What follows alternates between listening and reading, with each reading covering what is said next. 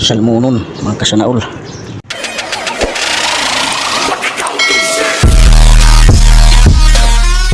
So ari kita yan na mga kasanaol ha, baw-baw hiton atok kay magbubulad kita. Amo di mga kasanaol tak bubudlan nga screen amo di. Okay, papakita ko na lang niyan mga kasanaol pag na-plaster na ya. So amo di mga kasanaol ita ako bubulad. Ya. Amo niya mga kasanaol. Bulad.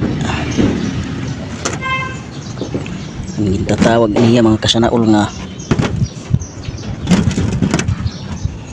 kuan na isda ang isisiring salmonon mga kasanaol. Mutiya mga kasanaol. So ipapakita ko na lang yan mga kasanaol itong pagplaster gud na tanan.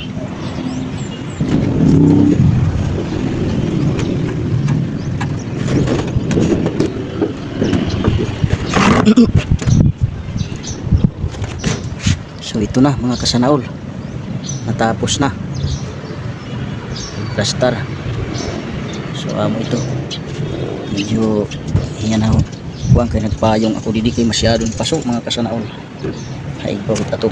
So amo ito ako didi na budlan ari ko didi ito siring nga ali didi igot ato itong third floor yang kuan third floor yang rooftop.